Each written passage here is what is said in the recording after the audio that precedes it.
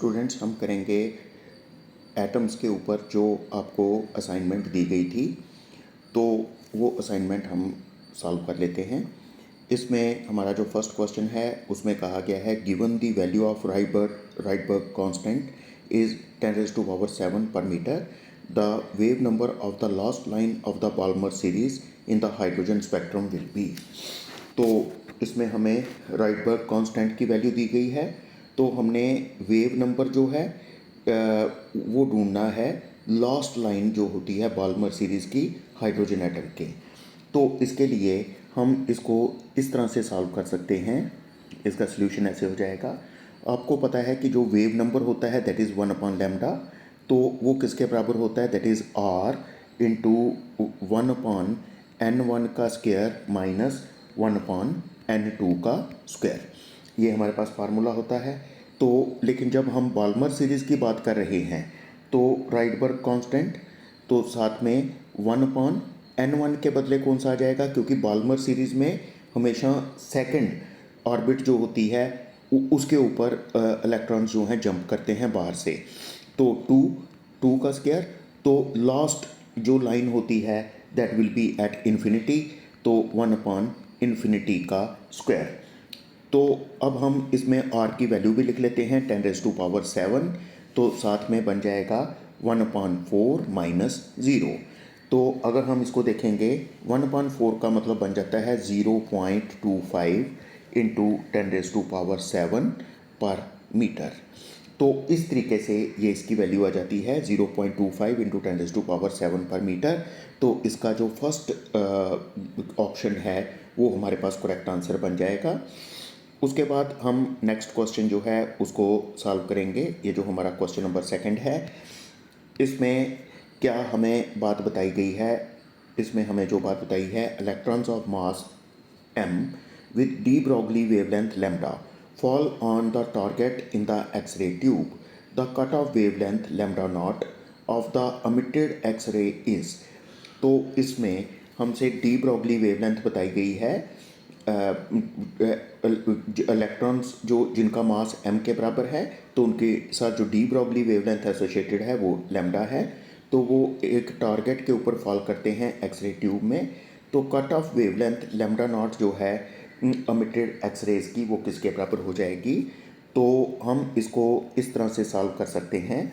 आपको पता है कि जो वेवलेंथ होती है de Broglie wavelength that is equal to h/p, और हम इसको ऐसा भी लिख सकते हैं, पीछे भी हमने कई बार ऐसे क्वेश्चन किए हैं, lambda will be equal to h/√2m_e, जहाँ पर m जो है मास है और e जो है एनर्जी है इलेक्ट्रॉन्स की। तो इसका मतलब e किसके बराबर हो जाएगा, एनर्जी किसके बराबर हो जाएगी, energy will be equal to किसके बराबर हो जाएगी, एनर्जी किसके बराबर होती है, H C divided by energy is equal to H C divided by lambda naught. ठीक है, H C by lambda naught. E के बदले हम उसकी वैल्यू पुट कर सकते हैं। This implies that lambda will be equal to h/√2m। तो ई के बदले हम लिख सकते हैं H C upon lambda not.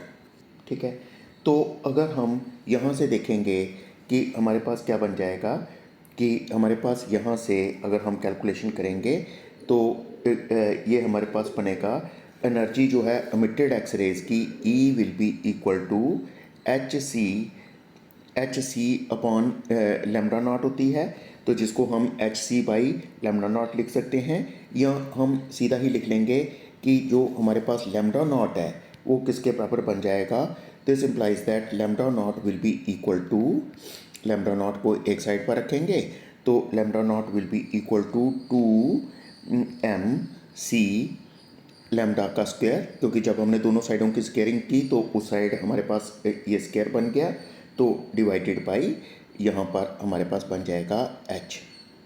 इस तरह से ये वैल्यू हमारे पास बन जाएगी। This is the value of lambda naught, यानी थ्रेशोल्ड वेवलेंथ जिसको हम कहते हैं। तो इसमें अगर हम देखेंगे कि हमारे पास बनेगा 2m_c lambda square upon h, तो फर्स्ट ऑप्शन जो है वो हमारे पास करेक्ट ऑप्शन जो है वो बन जाएगा। तो उसके बाद हम क्वेश्चन नंबर 3 जो है वो कर लेते हैं। इसमें हमें बताया गया है if an electron in hydrogen atom jumps from third orbit to second orbit it emits a photon of wavelength lambda. When it jumps from fourth orbit to third orbit, the corresponding wavelength of the photon will be. तो जब ये jump करता है hydrogen atom में, एक electron जब jump करता है थर्ड ऑर्बिट से सेकंड ऑर्बिट पर, तो ये फोटॉन अमिट करता है जिसकी वेवलेंथ होती है लैम्डा। तो जब ये जंप करेगा फोर्थ से थर्ड ऑर्बिट पर, तो फिर वेवलेंथ जो है वो किसके बराबर हो जाएगी।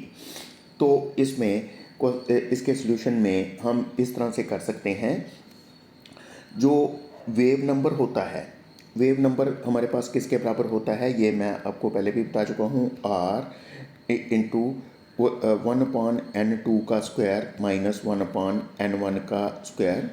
ठीक है, तो n1 यहाँ पर किसके बराबर है, दैट इज इक्वल टू 3, 2 किसके बराबर, n2 किसके बराबर है, दैट इज इक्वल टू 2। तो 3 से 2 के ऊपर जंप करना है।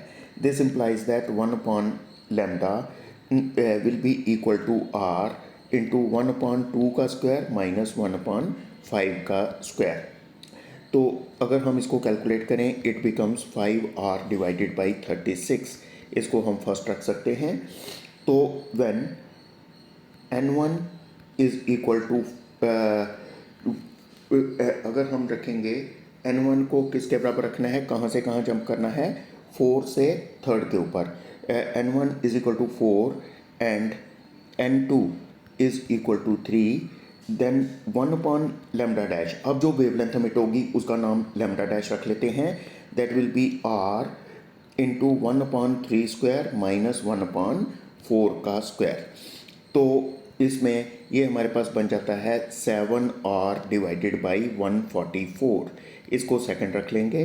तो अगर हम डिवाइडिंग करेंगे, फर्स्ट को सेकंड से डिवाइड कर देंगे, तो 1/λ divided by 1/λ dash will be equal to 5r divided by 36 divided by 7r divided by 144। तो इसको सिंप्लीफाई करने पर बनेगा lambda dash divided by lambda will be equal to 5r by 36 multiplied by 144 divided by 7r। r और r जो हैं आपस में कैंसिल हो जाएंगे। तो इसमें हमारे पास 36 4s r, इसको 4 से कैंसिल कर सकते हैं। It will become 20 divided by 7 हमारे पास बन जाएगा।